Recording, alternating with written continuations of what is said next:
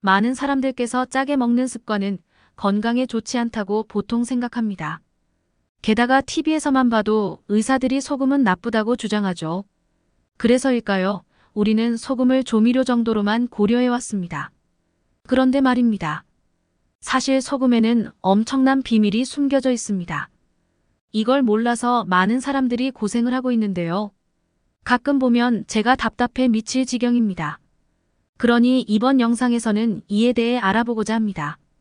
그 전에 구독과 좋아요 부탁드릴게요. 병원에서 건강검진을 받을 때면 의사들이 항상 하는 말이 있습니다. 짜게 먹지 말라는 것입니다. 하지만 정말 놀랍게도 우리는 몸의 기력이 부족할 때면 병원에 가서 수액을 받고는 하는데요. 수액의 성분이 뭔지 아시나요? 바로 생리식염액입니다. 그리고 이는 소금이 포함됩니다. 다시 말해 소금물이라는 겁니다. 소금물 수액을 맞고 컨디션이 좋아지는 이유는 뭘까요? 이 소금물이 정맥을 타고 들어가 각종 노폐물과 독소를 배출시켜주기 때문입니다. 이뿐만이 아닙니다.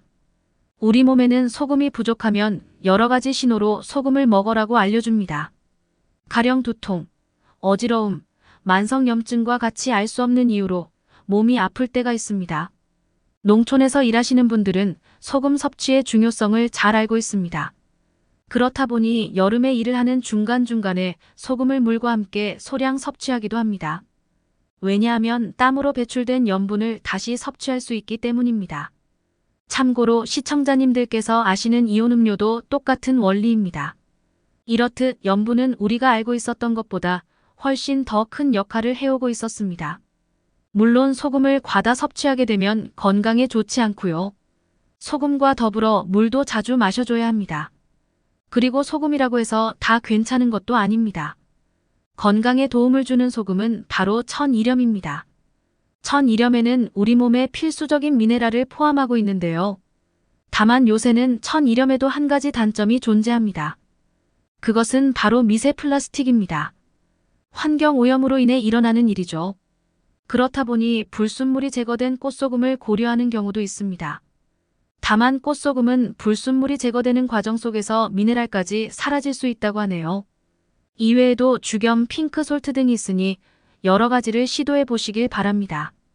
여기서 잠깐 맛소금을 떠올리는 분들도 계실 텐데요.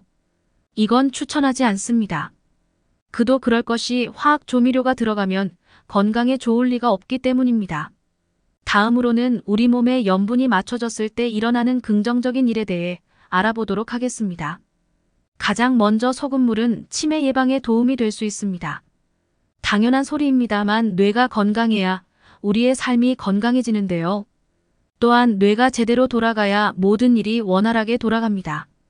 적당한 소금 섭취는 뇌 기능과 집중력, 기억력 등에 도움을 준다고 합니다. 만약 이를 제대로 흡수하지 못해 머리가 굳으면 어떻게 될까요? 치매, 공황장애 등 각종 뇌 관련 질환이 생길 수 있습니다. 게다가 운동을 하시는 분들께서는 다들 아실 텐데요. 근육을 유지하기 위해서는 염분을 드셔야만 합니다. 실제로 보디빌딩을 하는 선수들은 염분 섭취를 체계적으로 한다고 합니다. 두 번째로는 숙면에 도움을 주는 것입니다. 잠만 잘 자도 병원을 멀리한다는 말이 있는데요. 그 정도로 수면은 건강과 직결되는 문제입니다. 그리고 미네랄이 풍부한 소금을 섭취하면 멜라토닌 생성이 촉진된다고 하는데요. 멜라토닌은 졸음을 유발하는 호르몬입니다. 이외에도 코골이의 원인 중 하나가 염분 부족일 수도 있습니다. 그러니 한 번쯤 곰곰이 생각해 보시길 바랍니다. 더불어 소금물을 꾸준히 섭취하면서 유산소 운동을 하면 도움이 되는데요. 걷기 운동이라든지 간단한 조깅이 좋습니다.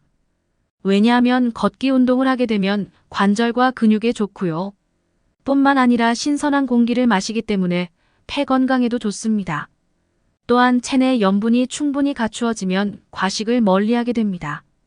만약 밥을 먹었는데도 계속 배고프시다면 염분 부족의 신호일 가능성이 있습니다. 이럴 때는 소금이 들어있는 음식을 당히 섭취하게 되면 허기가 줄어들게 됩니다. 소금만 잘 섭취해도 다이어트를 따로 안 해도 되는 겁니다. 게다가 소금 섭취는 탈모와 노화 방지에도 탁월한 효과를 보인다고 합니다.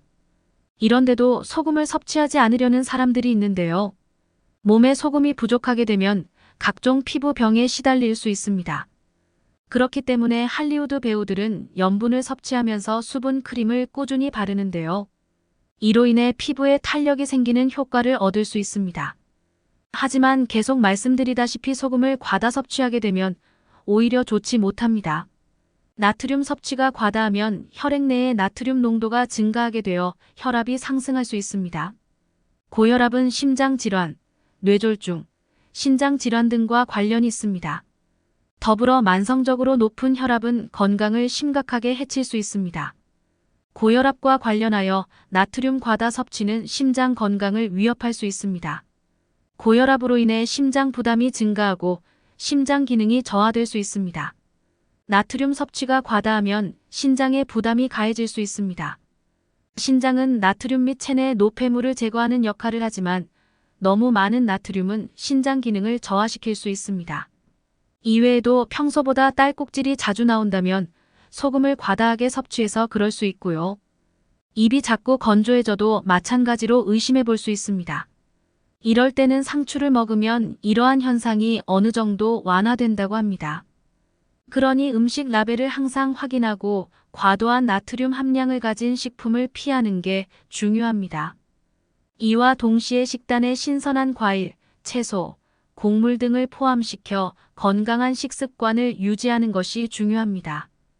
마지막으로 체내에 염분이 많은 경우 이를 줄일 수 있는 방법까지 알려드리겠습니다. 가능하면 가공식품을 줄이고 신선한 식재료를 사용하는 것이 좋습니다. 가공식품은 종종 높은 염분 함유량을 가지고 있습니다. 식사 중에 소금을 추가하는 것을 자제하시길 바랍니다.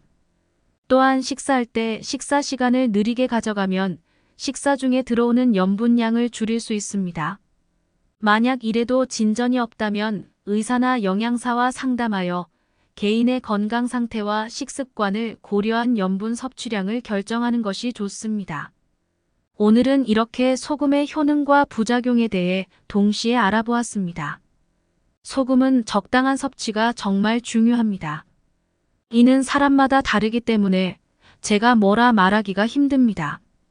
따라서 본인이 괜찮다 싶을 정도로만 섭취해 주세요. 적당히만 섭취하면 몸에 정말 좋습니다. 그리고 소금뿐만 아니라 물도 자주 마셔주시고 신체적인 활동도 꾸준히 해주시길 바랍니다. 오늘 내용은 너무나도 중요하니 공유도 잊지 말아주세요. 다른 사람들도 건강해져야 하지 않겠습니까? 앞으로도 유익한 영상으로 찾아뵙겠습니다.